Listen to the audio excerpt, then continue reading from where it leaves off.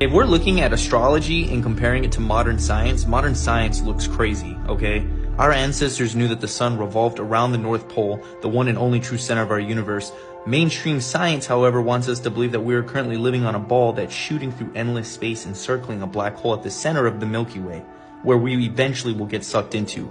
Keep in mind, we are hurtling through the cosmos at Mach 38 now. The sun is not 93 million miles away.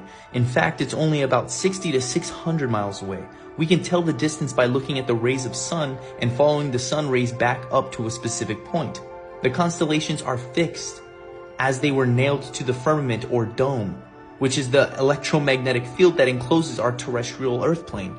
When we say that the Earth is flat, we mean that the entire world is planar. Even though the mountains are high and the trenches are deep, there is only land above or below sea level, and the sea is always level. Imagine looking at the clouds in the sky, naming the shapes that they seem to represent. Over time, clouds will disappear or even take form of something else. We can make shapes out of the star constellations in the same manner, except constellations do not change like clouds do. In fact, they have always been the same. They've always been the same throughout all of history. Any star that is at your zenith or directly above your head at midnight will be above your head 24 hours later in the exact same spot, at the exact same time the next day. There has never been an account of parallax, shift, or dimming of the stars at night when referring to the fixed stars. However, the 10 luminaries, from the moon, which is the closest object to the Earth's surface, all the way to Pluto, which is the farthest and slowest moving through the zodiacs, each luminary spends a certain amount of time blocking a certain constellation. For instance, the sun is in a zodiac sign for 30 days. That constellation is blocked for an entire month.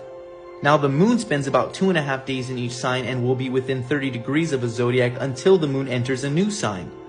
Now Saturn spends about 2.5 years in each sign, so it will take 28 to 30 years for Saturn to completely travel the zodiacs.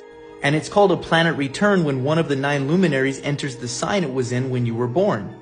Now, since the sun and the moon are speeding through the zodiacs very quickly, you and others will definitely have different planetary alignments in your astrological birth charts. But usually the outer luminaries like Uranus, Neptune, and Pluto will influence the entire generations because they spend so long in each zodiac. Pluto can spend 15 to 30 years in one sign. People's personalities and even their physical appearances will be governed by their astrological charts and planetary positions.